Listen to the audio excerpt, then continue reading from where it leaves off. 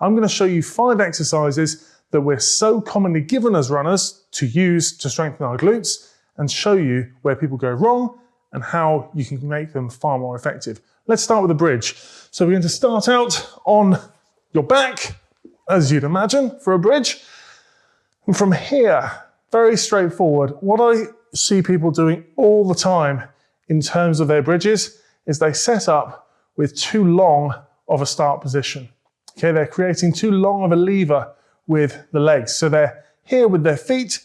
As they come up into a bridge, even if they're getting the cues right of engaging their core, gently squeezing their butt, lifting, lifting, lifting, kind of peeling their spine off the ground from bottom upwards.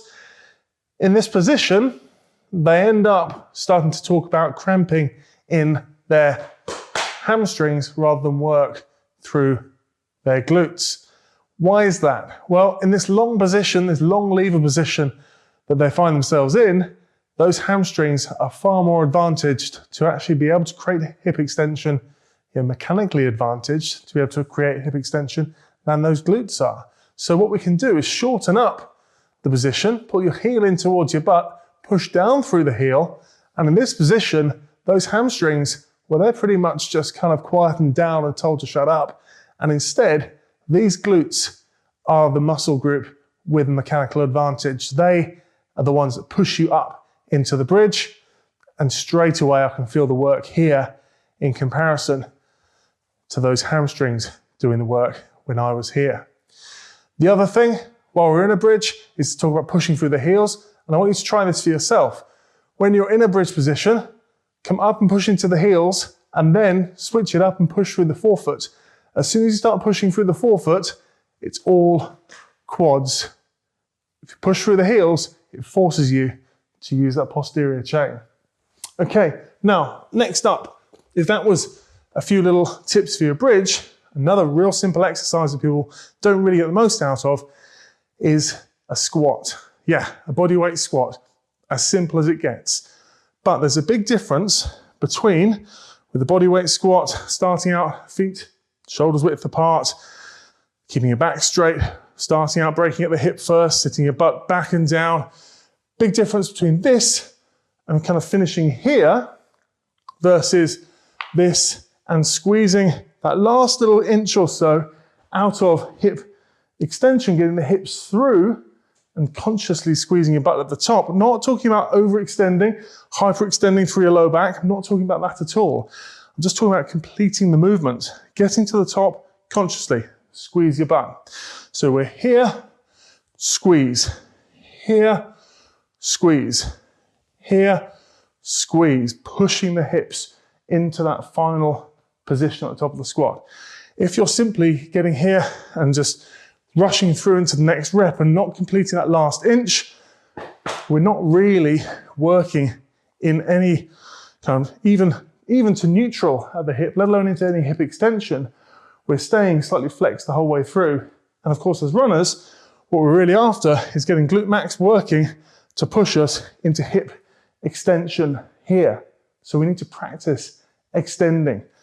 The top of a squat is a nice, safe, easy, stable way of getting better at working into extension. Of course, then we build that into our kind of single leg movements, and we have the same conversation at the top of our various different single leg exercises where, again, we finish the movements. We get the hip through, squeeze those glutes. Now, from there, we move back down to the ground.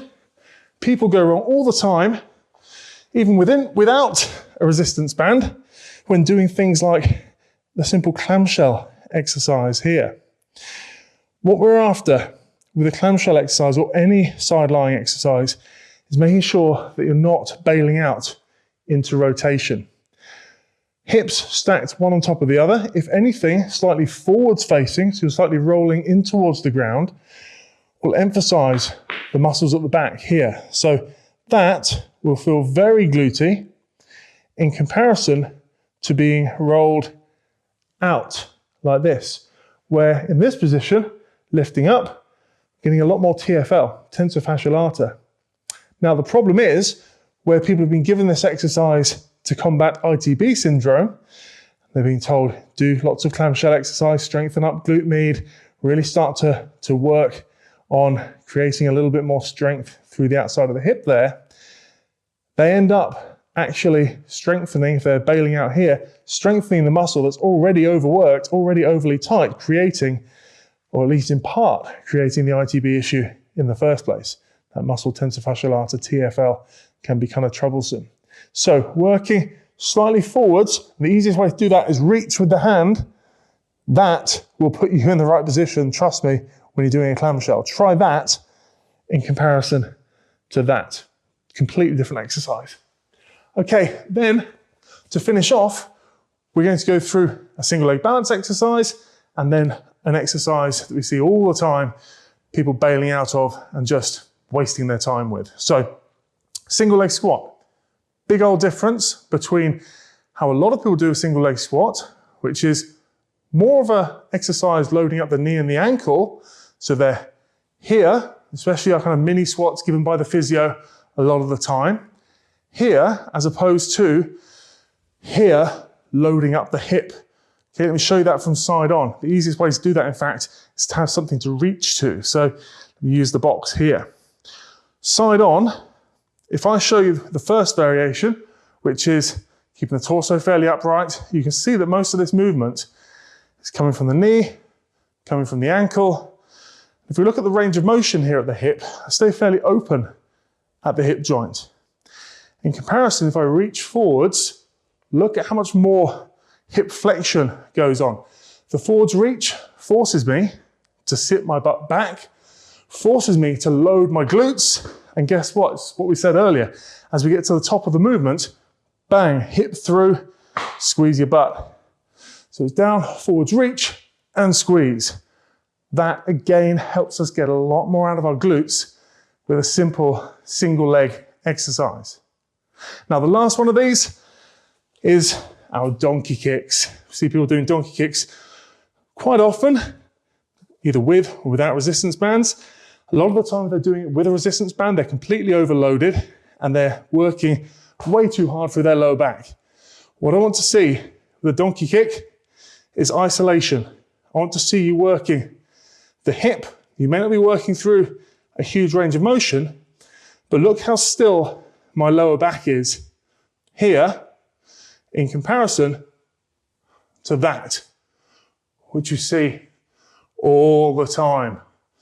People working really hard through their lower back, rocking forwards with their pelvis, not really using their glutes. This is more of a back workout than isolating those glutes and keeping the pelvis and the lumbar region really static. So that is just a handful of different ways you can make these exercises way more glutey, way more effective. But if you're not sure whether you're using your glutes or not, check out the video right over here, because this is going to give you some real solid answers to that question, so you'll know what you need to focus on.